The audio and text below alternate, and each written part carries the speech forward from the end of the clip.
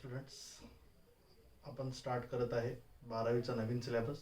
आणि याच 12वीच्या नवीन सिलेबसच्या सेकंड पेपरमधलं पहिलं चॅप्टर आपल्याला सुरू करायचं, दॅट इज वे ऑप्टिक्स.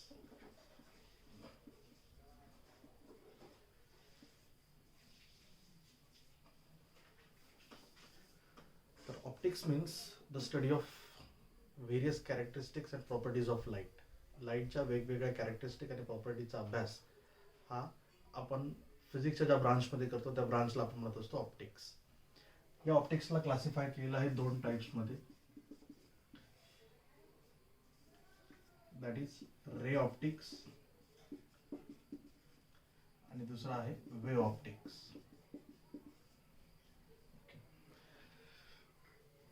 तर रे ऑप्टिक्स या टॉपिकमध्ये किंवा या पॉईंटमध्ये आपण लाईटचं पार्टिकल नेचर डिस्कस केलेलं आहे आणि रे ऑप्टिक्सचा मोस्ट ऑफ द पार्ट आपण 11वीच्या सिलेबसमध्ये कव्हर केलेला आहे. नाव आता लाईटचं आपल्याला दुसरं नेचर बघायचं, दॅट इज वेव्ह नेचर. आणि हे लाईटचं वेव्ह नेचर ऑप्टिक्सच्या ज्या ब्रांचमध्ये किंवा लाईटला वेव्ह कन्सिडर करून जी स्टडी आपण करत आहे त्या स्टडीला आपण ॲक्च्युअली म्हणत असतो वेव्ह ऑप्टिक्स. आता लाईटचं वेव्ह नेचर जर आपल्याला समजून घ्यायचं असेल तर त्यासाठी सगळ्यात अगोदर आपल्याला वेव्ह म्हणजे काय अगोदर हे समजून घ्यावे लागेल. तर आपण बघितलं आहे सुरुवातीलाच की wave is a mode of transfer of energy from one place to the other in the form of vibration. व्हायब्रेशनच्या फॉर्ममध्ये एनर्जी एका ठिकाणाहून दुसऱ्या ठिकाणी जर जात असेल तर अशा एनर्जीच्या प्रोपॅगेशनला आपण म्हणत असतो वेव्ह. तुम्हाला माहीत आहे की लाईट पण एक प्रकारची एनर्जीच आहे की जी सोर्सपासून ऑब्झर्व्हरपर्यंत आपल्याला माहीत आहे एक अशा प्रकारच्या वेव्हच्या फॉर्ममध्ये आपल्याला प्रोपॅगेट होताना दिसत आहे. लाईटचं हेच वेव्ह नेचर या चॅप्टरमध्ये आपल्याला डिस्कस करायचं. बट लाईटचं वेव्ह नेचर डिस्कस करण्या अगोदर लाईटच्या स्टडीमध्ये इन्व्हॉल्व्ह होणारे ज्या वेगवेगळ्या थिअरीज आहेत, म्हणजेच over the period of time वेगवेगळ्या सायंटिस्टने लाईट कसा बिहेव करतो, लाईट मीडियममध्ये कसा प्रोपॅगेट करतो, याबद्दल ज्या वेगवेगळ्या थिअरीज मांडल्या त्या सर्व थिअरीज आपण अगोदर वन बाय वन डिस्कस करू. त्यामध्ये फर्स्ट ऑफ ऑल सगळ्यात अगोदर न्यूटनने त्याची कॉर्पस्क्युलर थिअरी एक्सप्लेन केली.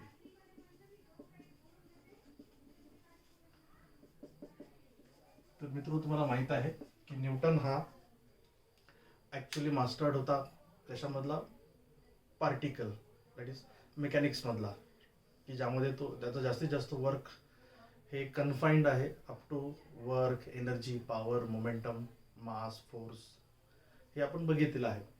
आणि न्यूटन त्या त्याचा मास्टर असल्यामुळे न्यूटनने लाईटला पण एक्झॅक्टली त्याच चष्म्यामधून बघितलं. न्यूटनने आपल्याला सांगितलं की लाईट पण मॅटरसारखा पार्टिकलपासून बनलेला आहे. According to Newton, light consist of extremely small particles of matter which are called as corpuscles. न्यूटनच्या म्हणण्यानुसार की लाईट हा मॅटरच्या, ज्याप्रमाणे मॅटर छोट्या छोट्या बारीक कणांपासून बनलेला असतो, पार्टिकल्सपासून बनलेला असतो, एक्झॅक्टली तसाच लाईट पण बनलेला आहे. आणि त्याच लाईटच्या पार्टिकलला न्यूटनने नाव दिलं कॉर्पस्कल्स. याच न्यूटनच्या कॉर्पस्क्युलर थिअरीमध्ये लाईटचं पार्टिकल नेचर एक्सप्लेन केलं, जे आपण वन बाय वन डिस्कस करू थोडंसं. According to Newton corpuscular theory, light consist of extremely small particles of matter called as corpuscles. This corpuscles are, second पॉईंटमध्ये न्यूटननी या कार्पस्कलचं नेचर आपल्याला सांगितलं की कसं आहे. According to Newton, this corpuscles are extremely small, perfectly rigid and elastic spheres. की हे जे कॉर्पस्कल्स आहेत त्यांची साईज खूप छोटी आहे. ओके, त्याच्यानंतर की हे जे कॉर्पस्कल्स आहेत ते परफेक्टली रिजिड आहेत. परफेक्टली रिजिड आहेत म्हणजेच काय, आपण एका कॉर्पस्कल्सला ब्रेक करू शकत नाही, कारण त्याची साईजच एवढी स्मॉल आहे की ज्याला आपण त्याचे दोन तुकडे करू शकत नाही, त्याला आपण डिसइंटिग्रेट करू शकत नाही. तसे they are perfect elastic. Perfect elastic means की ज्याही ऑब्जेक्टवर हे कॉर्पस्कल्स इन्सिडेंट होतात ते त्यांची एंटायर एनर्जी त्या ऑब्जेक्टला ट्रान्सफर करून टाकतात, एंटायर मोमेंटम त्याला ट्रान्सफर करून टाकतात. आपण बघितलं आहे परफेक्ट इलास्टिक कोलिजनमध्ये 11वीला असताना की जेव्हा दोन ऑब्जेक्ट एकमेकांसोबत कोलाइड होतात आणि त्यांच्यामध्ये होणारं कोलिजन जर परफेक्टली इलास्टिक कोलिजन असेल तर टोटल अमाऊंट ऑफ एनर्जी तिथे कन्झर्व्ड राहते, टोटल मोमेंटम पण तिथे काय राहते, कन्झर्व्ड राहते.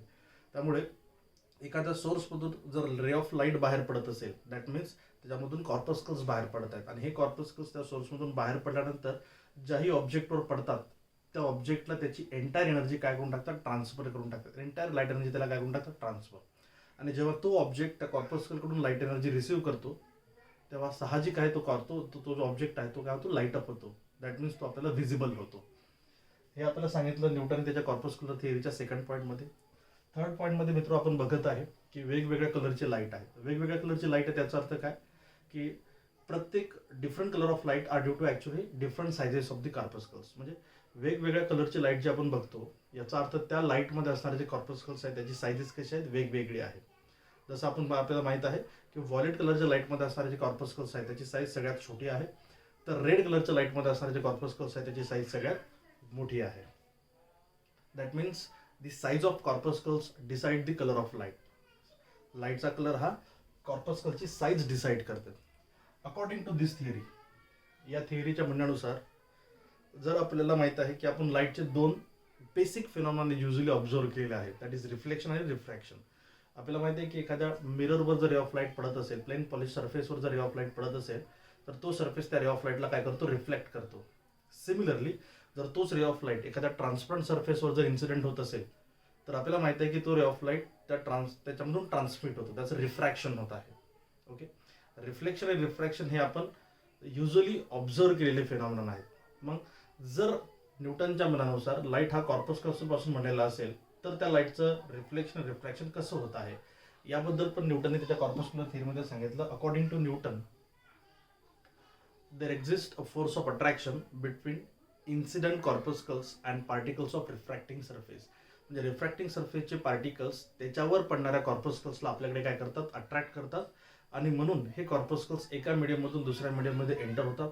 साहजिक आहे त्यांचं काय होतं, रिफ्रॅक्शन होत आहे.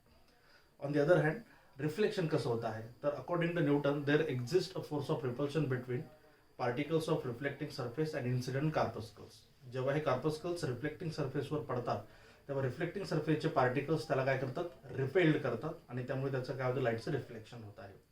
आता जर आपण असा प्रकारचा फोर्स ऑफ अट्रॅक्शन किंवा फोर्स ऑफ रिपल्शन जर कन्सिडर करत असेल कॉर्पस्कल्स आणि रिफ्लेक्टिंग सरफेस किंवा रिफ्रॅक्टिंग सरफेसच्या पार्टिकल्समध्ये, तर एक गोष्ट आपल्याशी लक्षात येते की एकाच मीडियममध्ये लाईटची velocity continuously towards refracting surface move होताना ती काय होतं, इन्क्रीज होत आहे.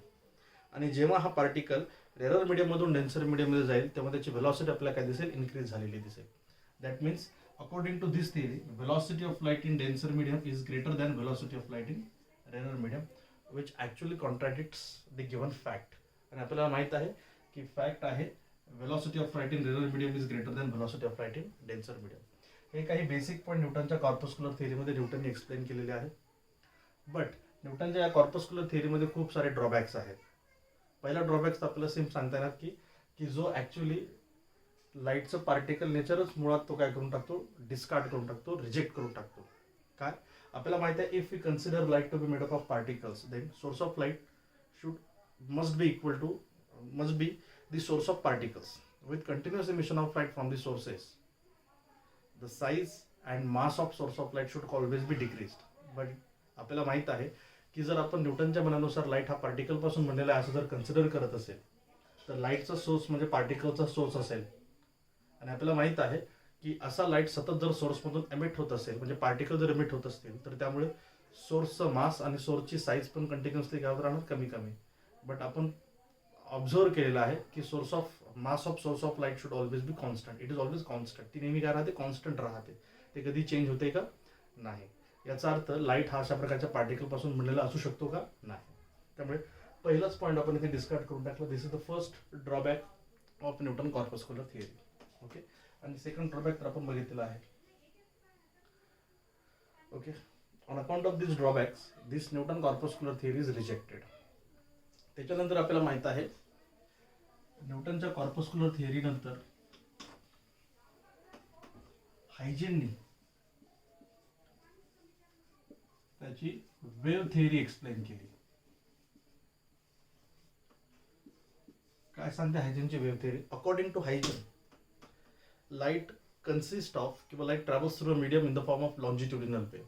हायजेनच्या म्हणण्यानुसार की लाईट कुठल्याही मीडियममधून जेव्हा प्रोपॅगेट होतो तेव्हा तो लाईट लॉन्जिट्युडिनल वेव्हच्या फॉर्ममध्ये आपल्याला प्रोपॅगेट होताना दिसतो instead of a transverse wave. Okay, आता आपल्याला माहिती आहे की नंतर आपण ते करेक्ट केलेलं आहे की लाईट हा ॲक्च्युअली ट्रान्सव्हर्स वेव्हच्या फॉर्ममध्ये प्रोपॅगेट होत आहे.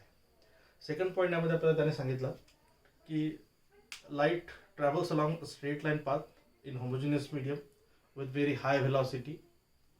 ओके, नाव आपल्याला माहित आहे की जर लाईट हा लॉन्जिट्युडनल वेव्हच्या फॉर्ममध्ये जर प्रोपॅगेट होत असेल मीडियममधून, तर लॉन्जिट्युडनल वेव्ह या मेकॅनिकल वेव्हज आहेत ज्यांना प्रोपॅगेट होण्यासाठी मीडियमची गरज असते. पण आपण बघितलं आहे की सूर्यापासून पृथ्वीपर्यंत येणारा लाईट ॲटमॉस्फिअरच्या बियॉन्ड व्हॅक्यूममधून प्रोपॅगेट होत आहे, की जिथे लाईटला प्रोपॅगेट होण्यासाठी कुठल्या प्रकारचं मीडियम अवेलेबल आहे का नाही.